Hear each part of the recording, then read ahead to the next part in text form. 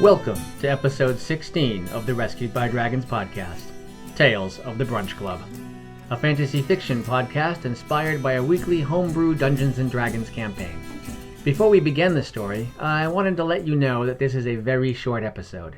Many D&D players have experienced a game session that gets sidetracked or goes off the rails completely, and that's okay. It may not advance the story, make for good role-playing, or get your characters any experience, but those nights where a bunch of friends just sit around a table, drinking, venting, or being silly are sometimes the most fun you can have. You may not play much in those nights, but it was still D&D that brought you together for that moment. That's really what I love most about Dungeons & Dragons. It facilitates a moment of pure joy with good friends.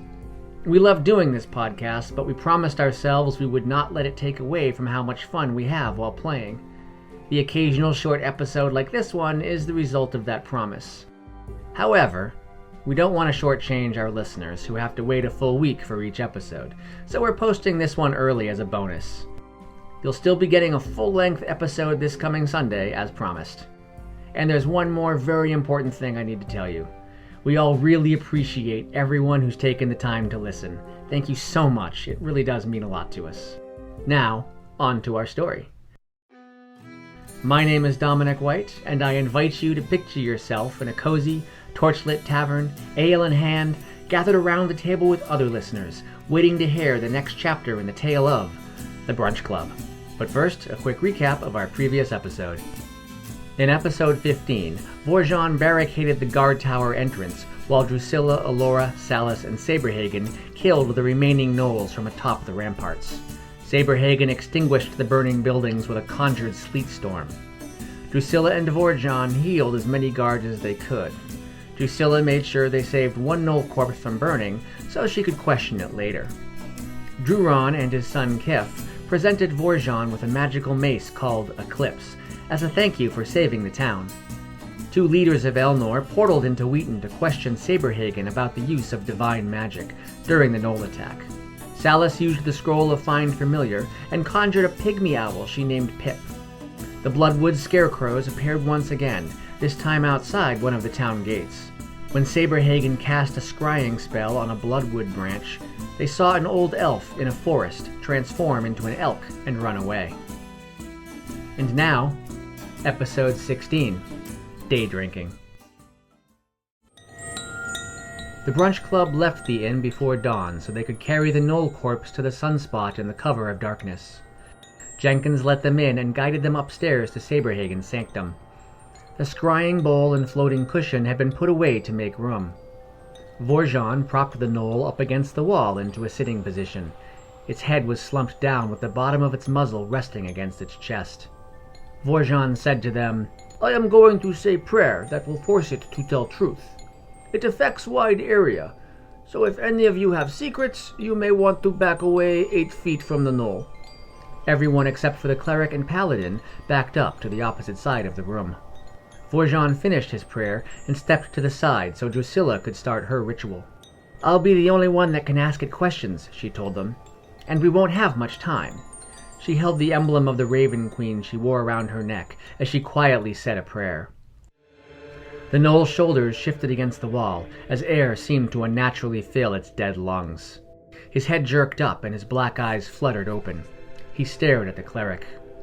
Drusilla asked, "Who sent you to attack Wheaton?" The gnoll's shoulders sagged as his lungs pushed the air through his throat, activating his larynx. His reply was drawn out and breathy. "Our leader, Ripsnarl." Drusilla asked her second question. "Why did Ripsnarl tell you to attack Wheaton?" The gnoll's chest expanded as air was magically pumped into his lungs once more.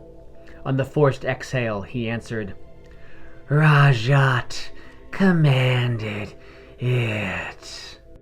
Drusilla looked at Vorjon to see if he recognized the name. He shrugged and shook his head. She looked back at the gnoll and asked her third question. "Who is Rajat?" The gnoll answered, "Powerful druid from Bloodwood Forest." His answer was quieter, and the gnoll's breathing was more labored. Drusilla knew they only had a couple of questions left. Drusilla asked her fourth question quickly. Is he going to attack again? I don't know, the gnoll struggled to answer. What does he want with Vorjon? Drusilla asked, knowing this was most likely the last question. The answer was so quiet Drusilla had to lean in close to its mouth to hear it. Her face winced as the stench of dead scavenger breath assaulted her nose. I don't know. The gnoll's head slumped forward once again. They all watched the gnoll as if waiting for it to draw breath again, but it remained motionless.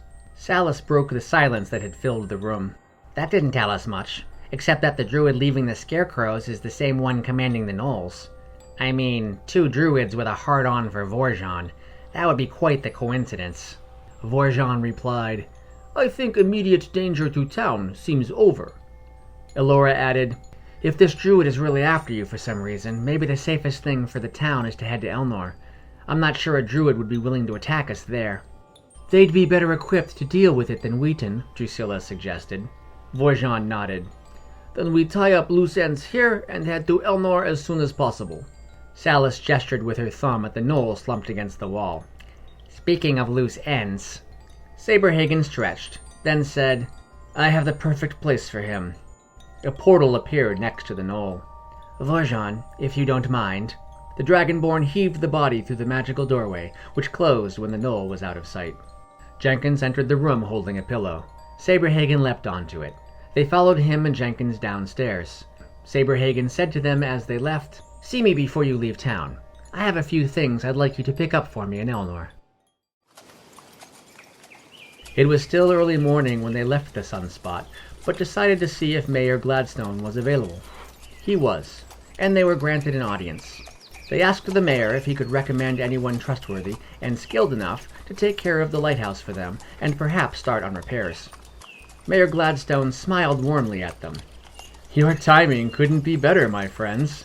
As you know, Wheaton has no funds to pay you for defending us against the gnoll attack. Vorjon interrupted him. That was not mercenary work. That was us defending New Home. Salas elbowed the paladin in the hip. Let the man finish, Vorjon. The mayor continued. I had a meeting with my exchequer and several of Wheaton's business leaders yesterday. We all agreed that in appreciation for saving the town, we will waive your first year of taxes on the lighthouse. And the local merchants and tradesmen have agreed to chip in and renovate the lighthouse for you. They thanked the mayor enthusiastically and decided the rest of their day should be spent celebrating. TJ's Tavern was just opening when they arrived. The Brunch Club ordered an early breakfast and drinks. After breakfast, they ordered more drinks. Then lunch and drinks. Then drinks. Then dinner and drinks. It was nearly midnight when they stumbled out of TJ's with full bellies and assaulted livers. They fumbled their way up to their rooms and passed out, hoping to sleep off the alcohol before starting the final leg of their journey to Elnor in the morning. This tale will continue in episode 17. Episode 16 was written by Dominic White and based upon a Dungeons & Dragons campaign created by our dungeon master, Brian Mesmer. Valuable contributions to the story were added by the role-playing of J.P. Black, who plays Drusilla, Liz Richard, who plays Elora, Anna Flemke, who plays Salas, Dominic White, who plays Vorjon, and Brian Mesmer, who plays everyone else. Ambience and effects used with permission by Michael Gelfi. If you enjoyed this podcast, please help us out by sharing it with your friends. We'd appreciate it. More information about Rescued by Dragons and ways to support this podcast can be found at rescuedbydragons.com. You can follow us on Instagram at Rescued by Dragons and on Twitter at Rescue Dragons. Thank you for listening, and please join us next week to find out, along with the rest of us, what happens next.